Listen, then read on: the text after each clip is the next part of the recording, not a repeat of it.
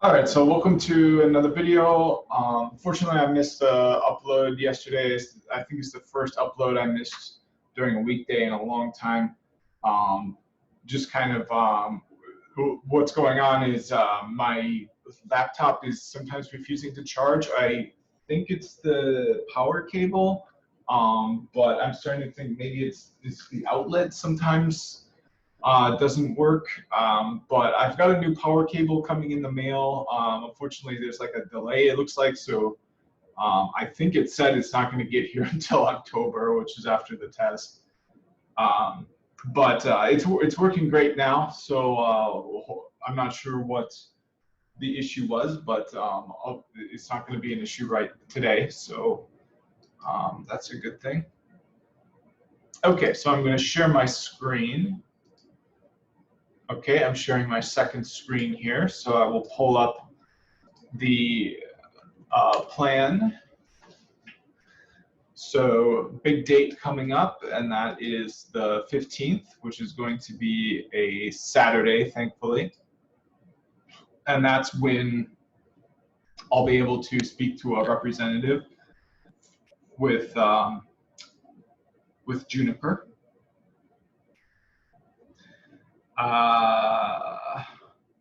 I'm looking at my email right now on my phone to try to verify that date, because I'm questioning, like, knowing Juniper, like, I'm surprised it's on a Saturday and not like at 3 p.m. on a work day.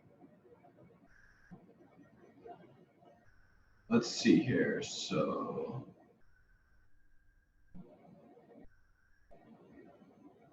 oh, you know what? I think it was on the 5th, not the 15th. Shoot. Yeah, I should have like written that down. Oh wait, or is it on the 31st? So let's see here. Oh, that's the routing and switching. I'm not taking that. I'm taking service provider. Yeah.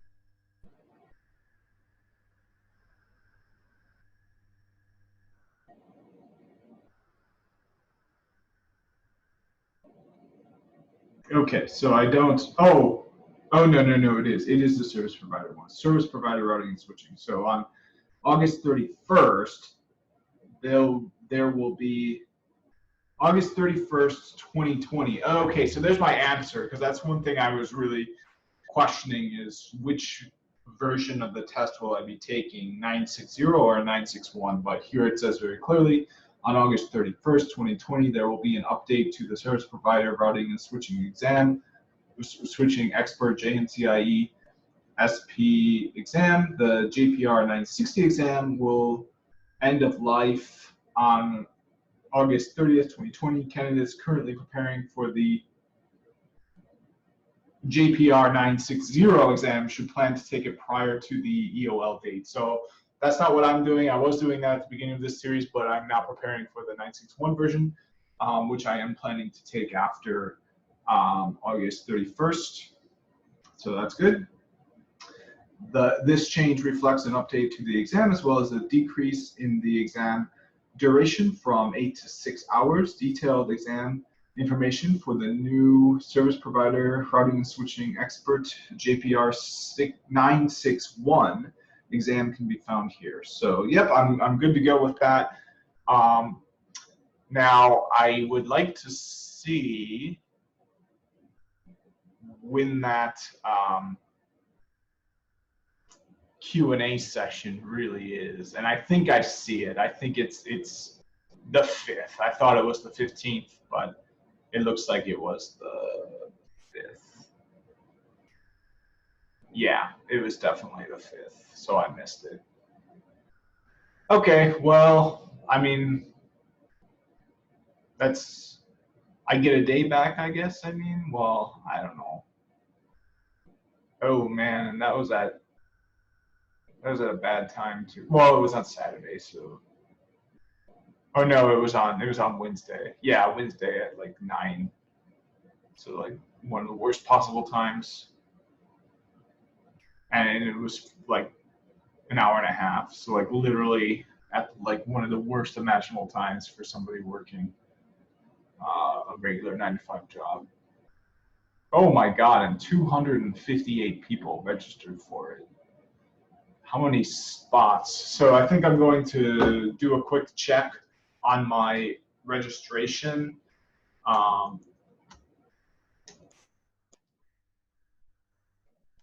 And make sure that the spots aren't filling up, because if they're filling up, I'm going to want to register pretty soon. Now, they don't recommend registering more than 30 days in advance in case there's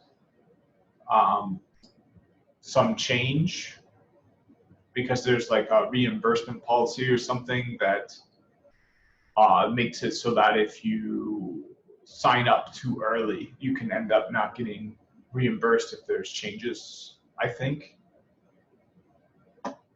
Okay, so here's the date that I would need. I would take a Friday off from work and go down and take the test. And I would take it in Sunnydale, California. So let's make sure all those parameters are true. It looks like okay. So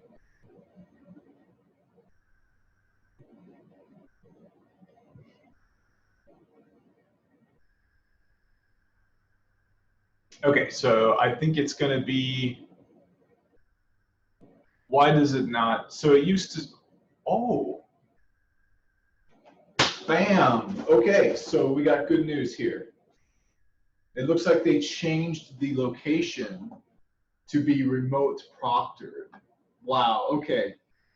Sweet. Okay, yeah, this is really, really good news. So it looks like if I would have made it to the the one on the 5th and not blown the date, I would have gotten the update that you can now take it remote proctored. Yep, and this is the JNCIE hands-on exam event, and it's remotely proctored, so I can take it any. I think I'm still going to shoot for the. But extra super special good news is now I can take it on more dates too, since it's remotely proctored. But let's check again and see. So nobody's currently registered. See, now I thought I had. So let's see here, 9:30. That's going to be. That's going to be the Wednesday. Yeah. So I was expecting to take it on a Friday. I think I was originally planning to take it on the 11th, but I don't see that date. So let's see here, September. Yeah, I was planning to take it September, so it's coming up real fast. So you can take it on the 7th or the 8th. You can take it 14, 15, 16, 17, 18. Or you can take it 21, 22, 23, 24, 25. So yeah, the 25th, I think, is when I was originally intending to take it. That's, I think, still going to work for me. It looks like nobody is registered yet. But yeah, this is really, really good news. You can take it remotely. Oh, employees only. What does that mean? Am I an employee? I'm an employee at a different company besides Juniper. Do they mean Juniper employees only? Because I am an employee. Let's see here. What about the 14th? Is that one different? Nope, this says employees only as well. What is that? What does employees only mean?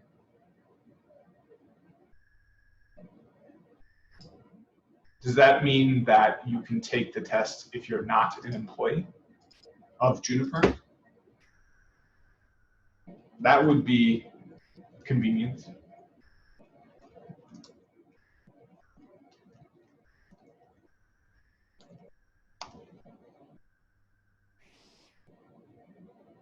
I am hoping that the meaning of employees only is not that you must be an employee of Juniper in order to take the test.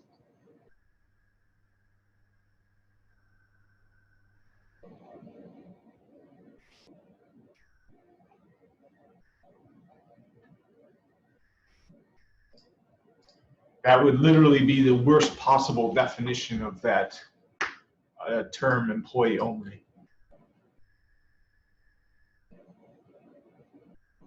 Okay, so it looks like they're all remote proctored now. There's no option to go on site and take it. I guess if you fly to Amsterdam, you can. Let's see if only employees are allowed. Okay, so if you're not an employee, it looks like you can register to go to Amsterdam.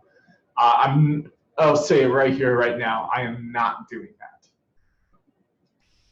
Especially not during a pandemic. From what I understand, most people go to Amsterdam. Like the reasons a lot of people go to Amsterdam are such that doing it during a pandemic is not advisable. Now, the reason I would be going to Amsterdam would be to take this difficult test, but it would just cost a lot more. Let's see here, 28. What does employees only mean? Okay. Oh, and the agent's offline too. Okay, well, this is kind of a wrench in the plan. So we've got some good news. The good news is that it looks like there is an option to take it remotely proctored, which is of course the option I would prefer to take. But it looks like there's some bad news as well. And the bad news is that it looks like you have to be a Juniper employee.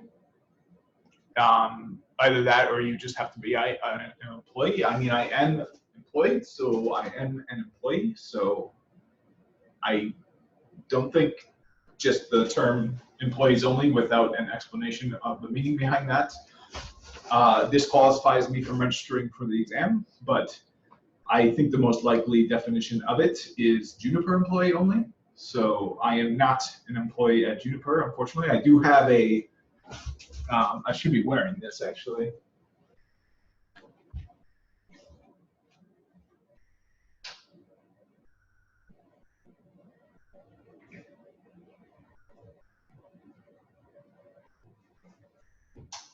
All right. So definitely not a employee at Juniper, but I do have a Juniper polo from my last employer. So I wonder if I can just wear this polo here that says Juniper and then click on the registration. And then when I show up to the thing, wear the polo and fail the exam and go home embarrassed and possibly be legally liable for not following the exam terms and conditions. That sounds like a good idea. I'm just kidding. Okay, so I'm just trying to figure out how this changes because it looks like I won't even be able to take it anymore because I'm not an employee and these are all employees only. So I think I'm going to contact them, and it's going to be yeah, the AMER education. Yeah, certification support. And it's going to be JNCIE-SP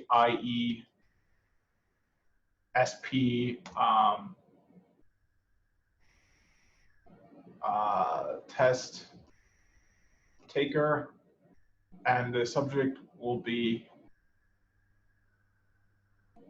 I see that to register for I see that the registration options for, oops, and I gotta change my email. I don't have that email anymore. There we go. All right, certification support. task taker, test taker. I see that the registration options for the JNCIE-SP exam now allow for a remotely proctored exam. However, I see the term employees only listed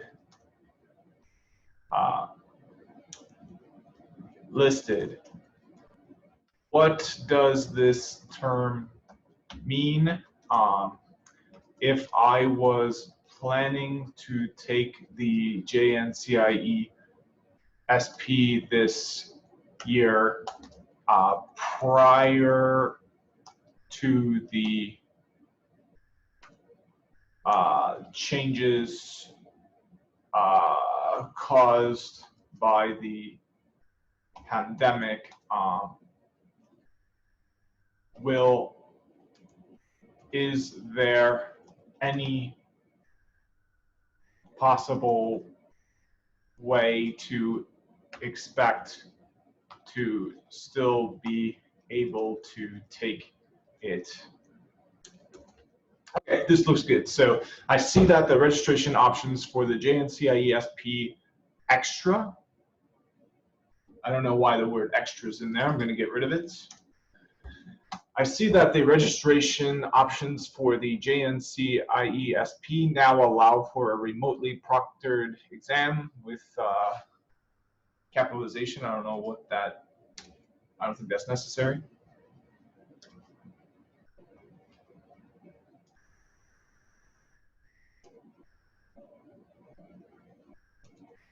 Okay, I see that the registration options for the JNCIE-SP now allow for a remotely proctored exam. And I think I can just do a period there and then start a new sentence. However, I see the term employees only listed.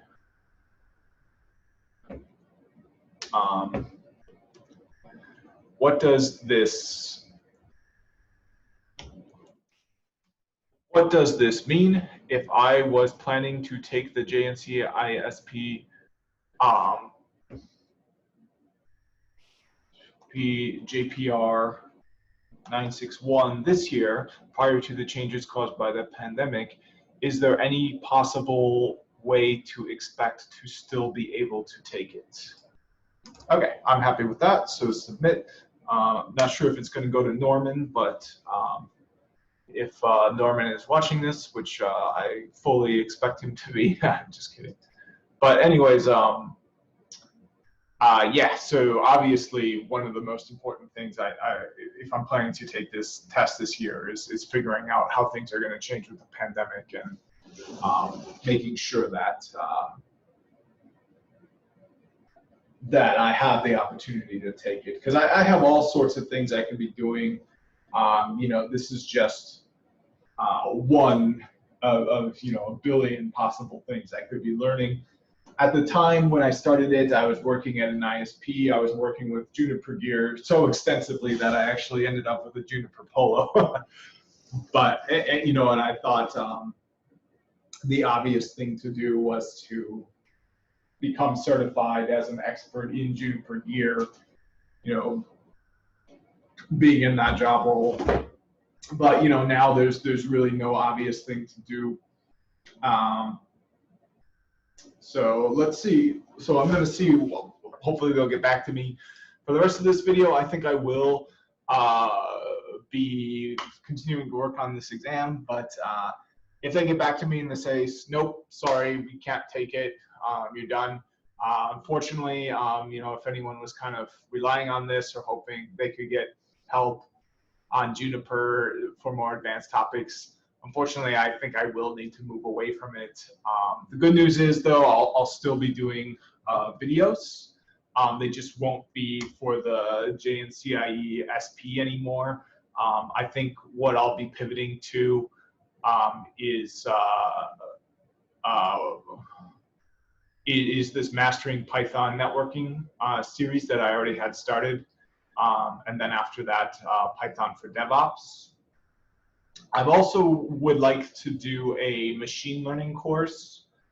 And then of course, and then I have a private course, a private video series going on where I just read like self-improvement books.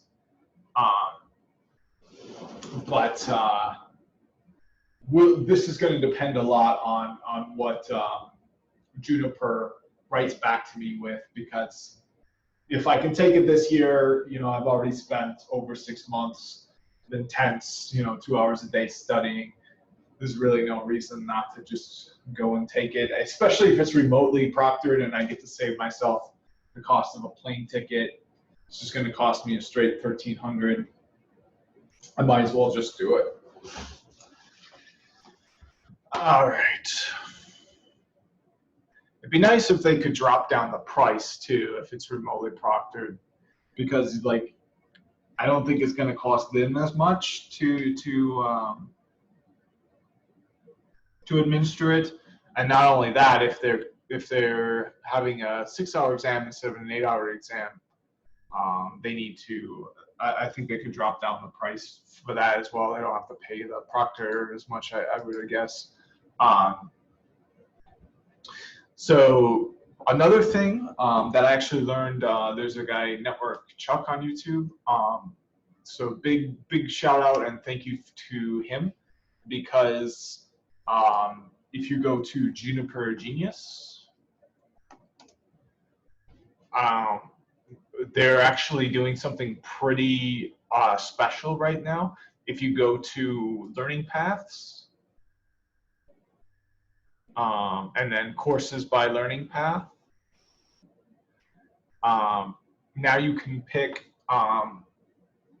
your path. So we've got routing and switching, data center, security, cloud, automation and DevOps, Mist and design. So the ones I'm interested in, so I already have this one here, but a lot of the kind of work I've been doing so far has been here, and I don't have any certs there. So I would be very interested in working on this branch.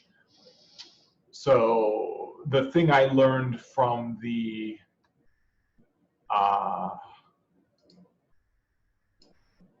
what?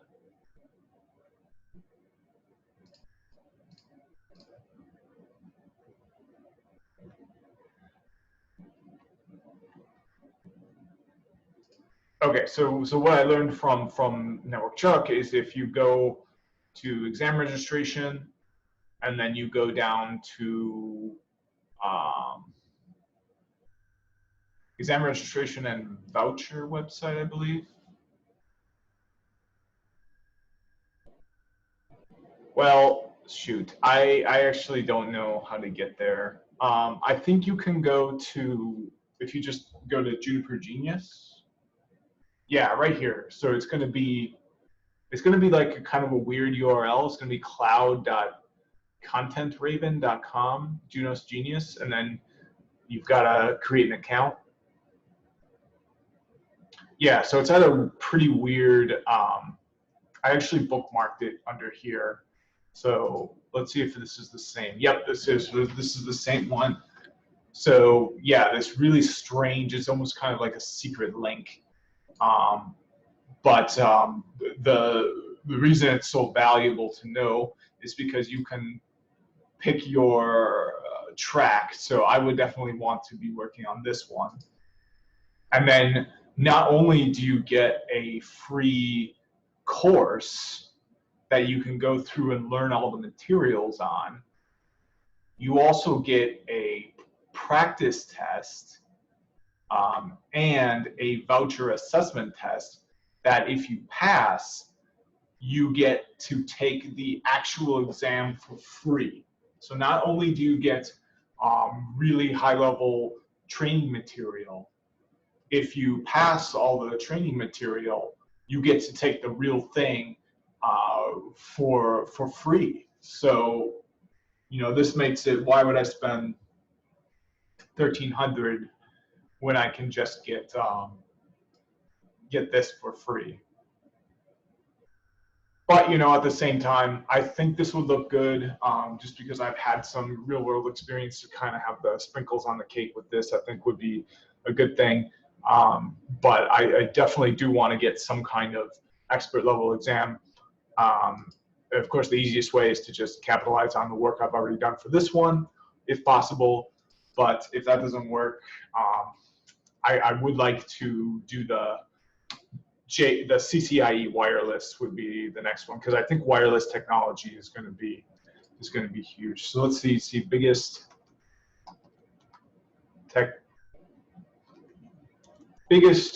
growing. Yeah. I mean 5G is going to be such a big thing. Like, you know, to have a CCIE Wireless once they start to get more serious about 5G and stop believing that it's going to like disintegrate all the toilet paper stock or whatever they believe about it.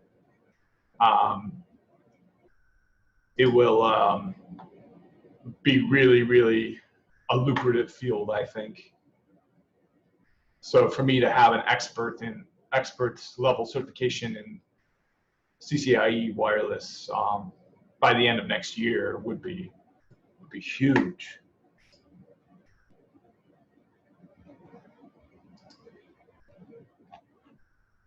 But the problem with pivoting to that is, yes, it's going to take me a long time to learn, probably like a full year, and I'm not going to have the ability to take the exam for a while. What? Oh, it looks like the exam is retired too.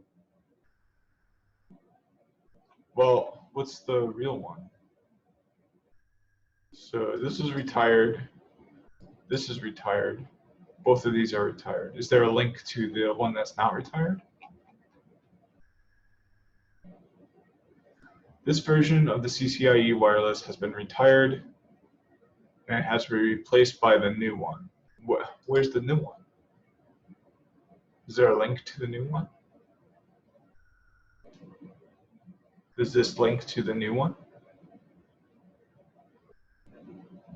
Oh, right. The health and safety of our customers, partners, and employees continues to be our top concern as we evaluate our ability to reopen our CCIE lab testing facilities. Reopening of lab testing facilities will be on a case-by-case basis based on local conditions, regulations, Cisco corporate and medical guidance. While we are optimistic that certain test centers may be able to reopen with limited seating as soon as September 1st, 2020, these plans are subject to change. Please visit this page to learn. Oh, okay, that's interesting. So that's actually a lot sooner than I had thought that their testing centers would reopen September 1st, 2020. I was thinking that they'd be closed for the rest of the year. And this update happened 10 days ago. And it looks like it was an extension of their closing. Like they had planned to open up even earlier than that.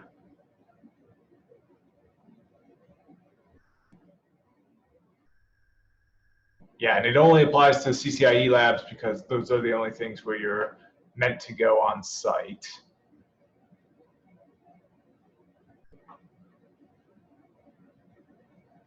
Yeah, and I have a feeling they're gonna make them remote.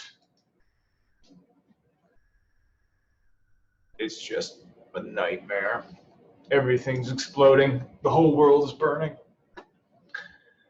But I think this is probably the best next course of action for me, because you know this can go on my resume, look really good, be the sprinkles on the cake for everything I've been doing so far. It's going to be free, so that might be my next step.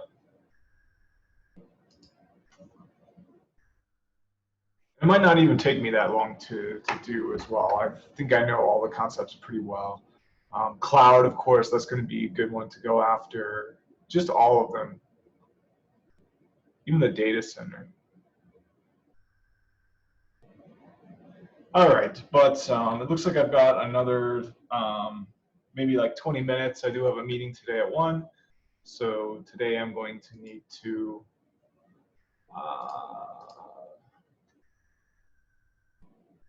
kind of wrap it up.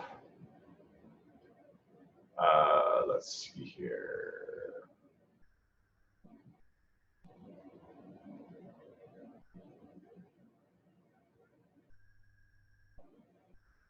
Yeah, I should be doing all these like Wi-Fi ones too, because if I want to go for the CCIE Wireless, I should have all those basics down too. And I did do a lot of wireless because I did the NetWriters exam, and I actually got to the final round on that. So I took a lot of extra exams where the wireless was covered. It was kind of fun, actually. I set up a packet tracer challenge. I participated in that, where I set up a network, a wireless network for food trucks. Like kind of like I'm in Austin now, and there'll be events, and food trucks will come, and they'll take automated, or they'll take credit card payments. So I actually set up a network for them to take credit card payments and have those transactions go through as part of NetWriters. I'm not sure how well I did on the question, but it was the I just thought it was interesting that they were able to find a real world scenario to use for the test.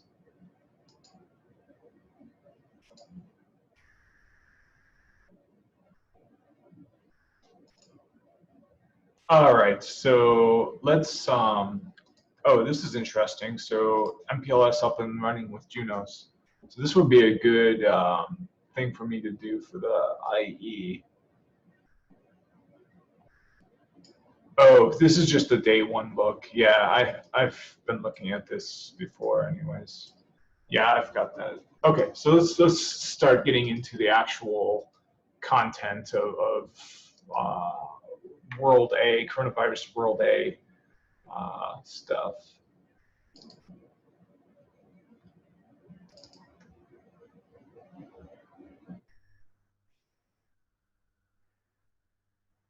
Okay, so we're looking at shared risk link group. Let's go to YouTube and see what I have up there right now. Make sure all my videos are uploaded.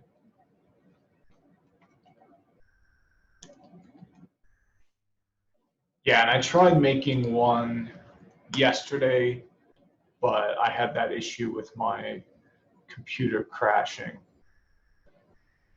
Oh man, another press conference.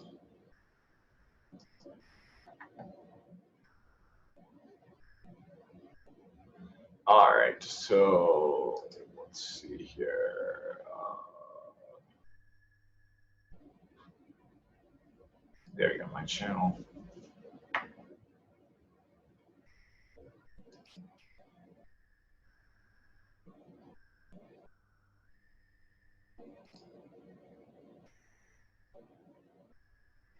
Okay, so let's take a look at what, so this is LDP signaling 3. So that, I believe, is going to be the latest one, unless I did a video 4.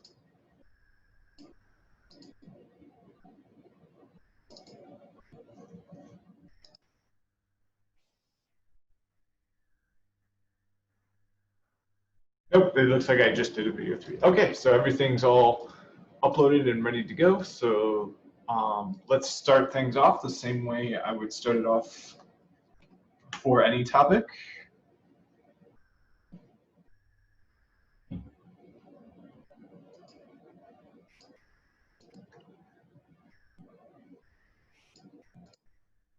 Okay, and that is by pulling up my lab and going straight to the command line.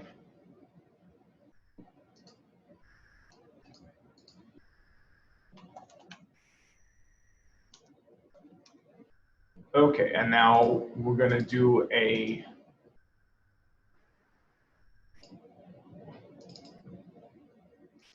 help apropos for the topic, and the topic is shared risk link group. So let's do help apropos, and we'll search for everything, and we'll do a pipe match. Oops, it begins with HELP. Topic, pipe match risk.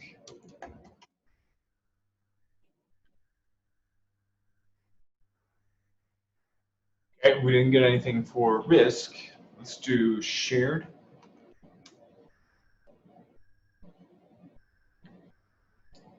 Okay, now this is going to be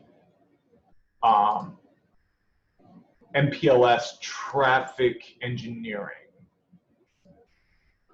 So let's do traffic.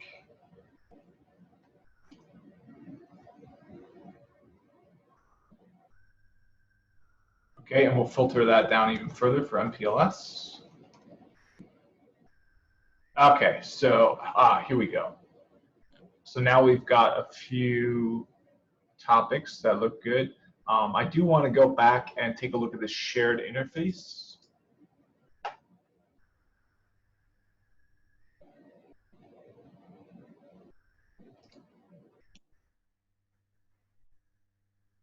I'm not sure what a PSD is. I don't think this is what I'm looking for. Not the droids I'm looking for. Of course, that statement only works on people who are feeble-minded, so that's probably why I get distracted so much. All right, so this is traffic engineering for LSPs. I think this is going to be a good place to start. When you configure an LSP, a host route, a 32-bit mask is installed in the ingress router toward the egress router. The address of the host route is the destination address of the LSP. Typically, you configure the BGP option, traffic engineering BGP, allowing only BGP to use LSPs in its route calculations, space dot. The other traffic engineering statement options allow you to alter this behavior in the master instance. This functionality is not available for specific routing instances. Also, you can enable only one of the traffic engineering statement options. BGP, BGP, IP, IGP, BGP, IGP, both RIBs, or MPLS forwarding at a time. Note, enabling or disabling any of the traffic engineering statement options causes all the MPLS routes to be removed and then reinserted into the routing tables. You can configure OSPF and traffic engineering to advertise the LSP metric in summary link state advertisements, LSAs, as described in the section advertising the LSA metric in summary LSAs. The following sections describe how to configure traffic engineering for LSP.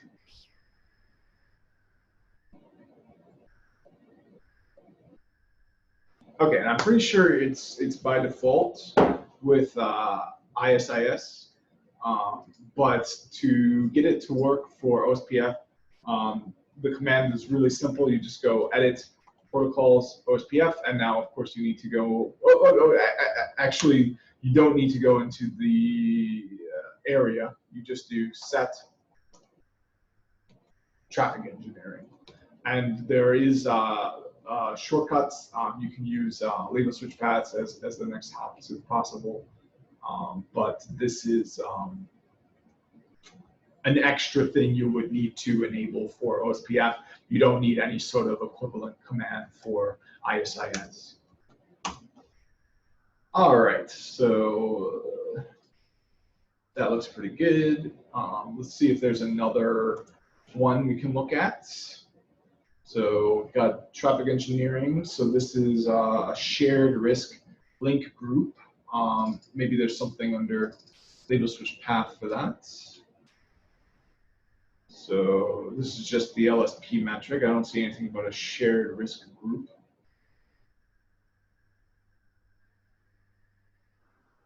All right, so I don't see anything here. Let's try searching for a group in the context of MPLS.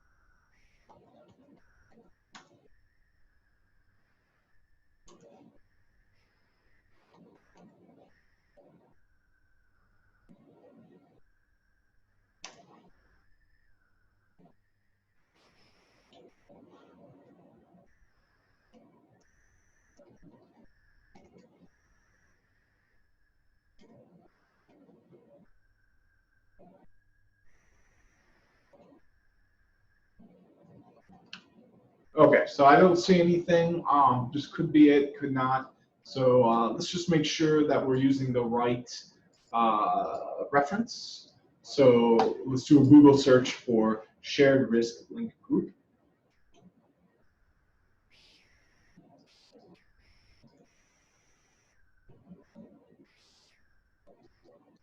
And we'll do Juniper shared risk link group. Perfect. Okay, so we've got a whole write-up on that here. Looks like SRLG is going to be the name. So we can do a help topic, or sorry, help.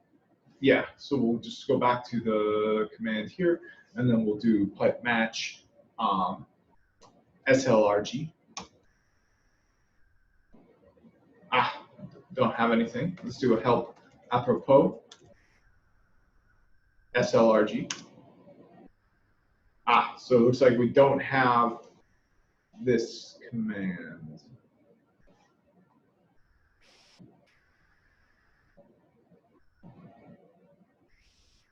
Okay, but in any case, I'll add this to my notes and we'll try to go through this.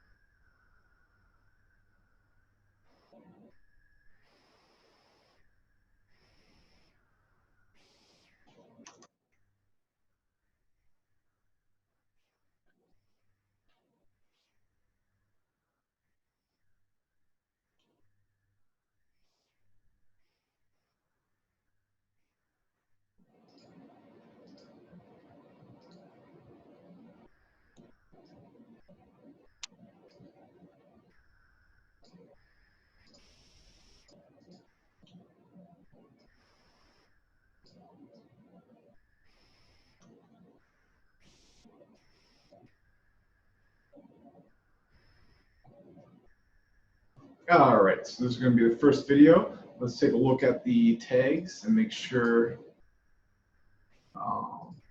they are relevant to this video. Yeah, I think we'll just start with some basic tags. So this is going to be good to go. All right, so next is going to be reading this documentation. Okay, SRLG Overview. Did I search for SLRG? I did. Okay, well, I wonder if they have anything for SRLG.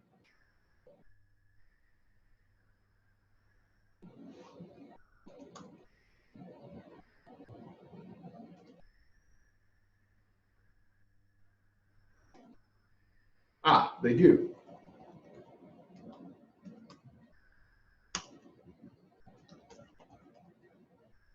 Let's take a look at the help.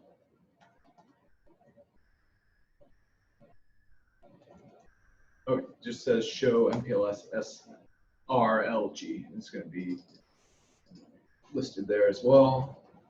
Let's do edit protocols MPLS, and let's see if there's, you can set the SLRG or SRLG.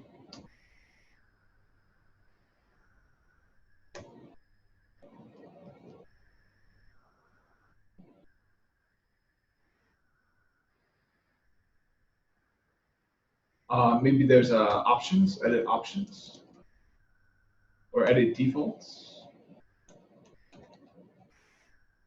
Nope. So edit path maybe? All right, well, let's just try seeing if we can figure it out. SRLG Overview in MPLS Traffic Engineering, a shared risk link group, SRLG, is a set of links sharing a common resource, which affects all links in the set if the common resource fails. These links share the same risk of failure and are therefore considered to belong to the same SRLG. For example, links sharing a common fiber are said to be in the same SRLG because a fault with the fiber might cause all links in the group to fail. An SRLG is represented by a 32-bit number unique within an IGP, OSPF v2, and ISIS domain. A link might belong to multiple SRLGs. The SRLG of a path in a label switch path, LSP, is the set of SRLGs for all the links in the path. When computing the secondary path for an LSP, it is preferable to find a path such that the secondary and primary paths do not have any links in common in case the SRLGs for the primary and secondary paths are disjoint. This ensures that a single point of failure on a particular link does not bring down both the primary and secondary paths in the LSP.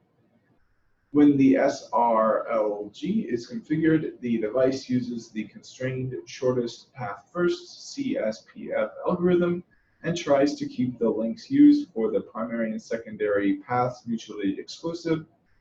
If the primary path goes down, the CSPF algorithm computes the secondary path by trying to avoid links that share any SRLG with the primary path.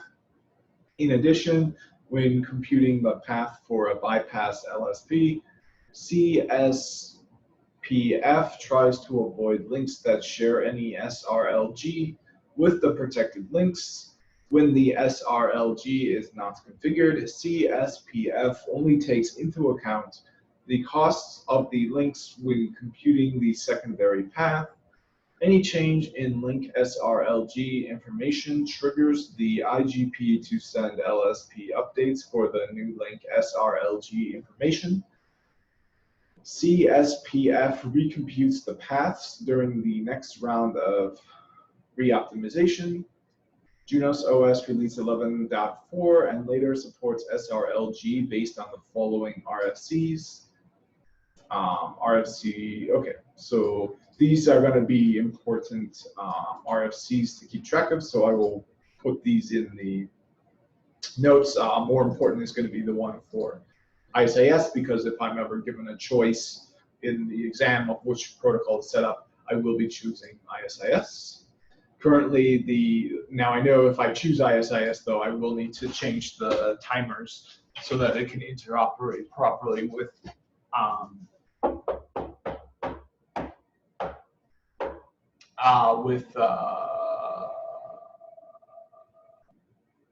BFD. But I think I can find that in the help apropos menu. At least I know in my lab there is a write-up for how those timers need to be changed. All right, so let's add these RFCs to the notes. Let's see if they're, okay, so they have been updated, and it is obsoleted one, but it has not yet been obsoleted. And updates usually are just extensions, so it wouldn't say that it is updated. If this is no longer relevant, it would say that it has been obsoleted. So these are just going to be, yep, extensions. Okay, so this is the one that will be good to reference.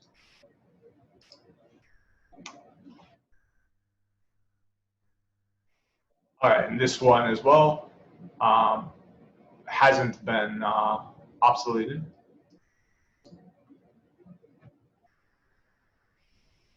Oops. So this is 7047. I don't think that's the one. All right. It's so, okay. This is the one that is for OSPF. Yeah.